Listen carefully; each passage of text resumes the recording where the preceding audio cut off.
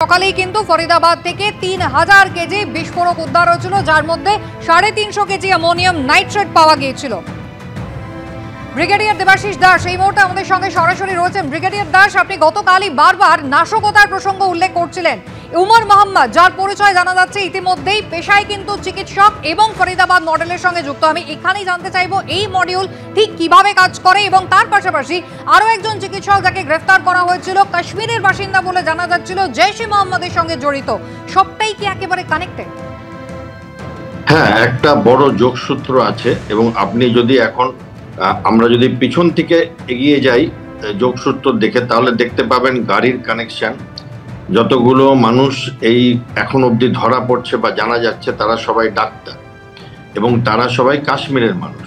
কাশ্মীরে স্পেসিফিক্যালি বলতে গেলে সাউথ কাশ্মীর, মানে শোপিয়া, পুলওয়ামা, অনন্তনাগ, গাজীপুর, এই সমস্ত জায়গাগুলোর থেকে তাদের উৎপত্তি।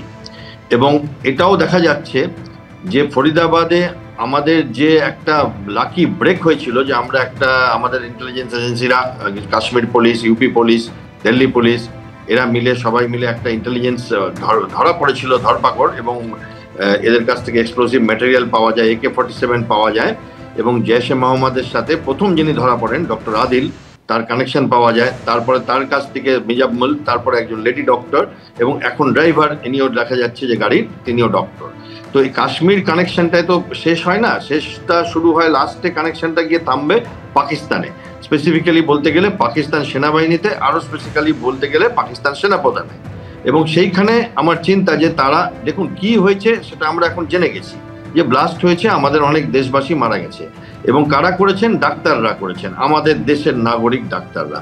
কিভাবে করেছেন এক্ষুনি পুরোটা মানে ক্লিয়ার না, যে কোন এক্সপ্লোসিভ ব্যবহার করেছেন, প্লাস্টিক এক্সপ্লোসিভ না অন্য কোনো কেমিক্যাল, না গাড়িটাকেই ব্যবহার করেছেন ডিটোনেটর দিয়ে, সেটা এখনো বোঝা যাচ্ছে না।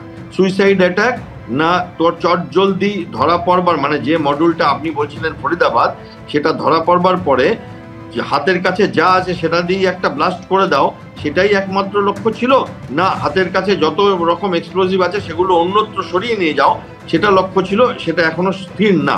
এবং আমাদের human intelligence, technological intelligence, DNA sampling, forensics, CCTV, mobile phone, সমস্ত কিছু করবে, এগুলোতে সময় লাগবে, এবং সময়ের থেকে একটা কিছু উত্তর বেরাবে। কিন্তু এইটা আমি নিশ্চিত রূপে বলতে পারি যে পাকিস্তানের সর্বেসর্বা আসিম মুনির এই গুটি সাজিয়ে গেছেন, কিন্তু যেদিন থেকে অফ সিঁদুরে যুদ্ধবিরতি হয়েছে সেদিন থেকে তার সমস্ত আচরণ, সমস্ত বক্তব্য আপনি যদি নজর করে দেখেন, তাহলে উনি দিনের পর দিন খেলার গুটি সাজিয়ে গেছেন, যাতে প্রথম কথা তাদের উপরে সোজাসুজি আঙুল কেউ তুলতে না পারে, কারণ এটা তো ভারতীয় ডাক্তারদের খেলা হয়েছে। এবং দ্বিতীয় কথা হচ্ছে কোনো এভিডেন্স তো নেই, এবং দ্বিতীয় কথা তারা চান যে এইখানে ওনার দেশে এই মুহূর্তে ওনার ক্ষমতা ব্যবহার বাড়ানোর জন্য একটি সাংবিধানিক অ্যামেন্ডমেন্ট আনা হচ্ছে, এবং সেই কনস্টিটিউশনাল অ্যামেন্ডমেন্টটাকে বিরোধিতা করছে বিরোধী পক্ষরা দেশে আজকের দিনে, গতকালও, গত পরশু। সেইখানে কার সব থেকে বেশি ফায়দা হবে যদি এইখানে ভারতে একটা টেররিজম অ্যাটাক আসে, এবং পাকিস্তানে আজকে নোটাম জারি করেছে পাকিস্তান, মানে পাকিস্তানের আশেপাশে কোনো প্লেন চললে সেটাকে ধরা হবে, শত্রুর প্লেন আসছে। তাহলে এই যে ব্যাপারটা, তাতে সব থেকে বেশি লাভ কার হবে? ক্ষতি তো ভারতের হয়েছে, এতে কোনো সন্দেহ নেই। লাভটা কার হবে? লাভ হবে আসিম মুনিরের, কারণ তিনি এই মৌকাতে ওই কনস্টিটিউশনাল সাংবিধানিক সংশোধনটা করে নিজেকে ডিফ্যাক্টো পাকিস্তানের প্রধানমন্ত্রী, রাষ্ট্রপতির থেকেও শক্তিশালী বানিয়ে ফেলবেন লিগালি। ইললিগালি মুশারফের মতো না, জিয়াউল হকের মতো না, লিগালি। এবং সেইখানেই খেলা, এবং এই খেলায় ইনি দোসর রেখেছেন নিজের সাথে চীনকে, এবং প্রকারান্তে আমেরিকাকেও, আমেরিকার রাষ্ট্রপতিকে। এবং সেইখানে ভারতকে একরকম তাতানো, কারণ ভারতের থেকে কি রিয়াকশন আসবে সেটা ওনার মোটামুটি একটা আন্দাজ আছে, এবং বোধহয় উনি সেটাই চান, এবং ভারত হয়তো সেইভাবে রিয়াক্ট করবে না। এবং সেইখানে আমাদের দেখতে হবে যে এইবারে কি হয়, কারণ আমরা তো একটা অঙ্গীকার করেছে ভারত সরকার যে ভারতের ওপর কোনো অ্যাটাক হলে সেটাকে যুদ্ধ মানা হবে। এবার ভারত সরকার কি করবে সেটা আমরা আজকে হয়তো দেখতে পাবো, আর দু একদিনের মধ্যে দেখতে পাবো। বাট এই মুহূর্তে যেটা আপনার প্রশ্নটার একদম শুরুতে চলে আসি, যে হ্যাঁ, পুরো ব্যাপারটা একটা সূত্রে গাথা, সেই সূত্র টানছে পাকিস্তান থেকে। এবং দুদিন আগে গুজরাটে ATS ধরেছিল 3 জনকে, মডিউল একটা আইসিস এর মডেল, এবং সেই আইসিস মডেল স্বীকার করেছে তারা লখনৌতে RSS অফিস, আহমেদাবাদে হায়দ্রাবাদে এবং দিল্লির একটি ফুড মার্কেট, সেখানে তারা ব্লাস্ট করবার প্ল্যান করে ভিডিও পাঠিয়েছে নাকি পাকিস্তানে।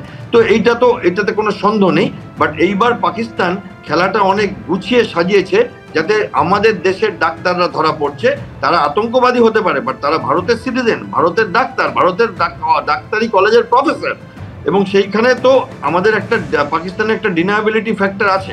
দেখা যাক, ভারত সরকার তো নিশ্চয়ই ওয়াকিবহাল এবং তারা সংগঠকভাবে নিশ্চয়ই কিছু করবে। আমরা কিছুদিন ধরে ভারতীয় সেনাবাহিনীকে দেখছি নর্থ ইস্টে এবং আমাদের শিলিগুড়ি করিডোরে, এবং তার আগে আমরা সার ক্রিক গুজরাটে দেখেছি পরাক্রমের সাথে ভারতীয় নেভি, এয়ারফোর্স, আর্মি এক্সারসাইজ করছে। আমার মনে হয় আগাম একটা কোনো অভিসন্ধি আজ তারা পেয়েছিল এবং করি কিছু একটা আমরা দেখতে পাবো। অনেক ধন্যবাদ।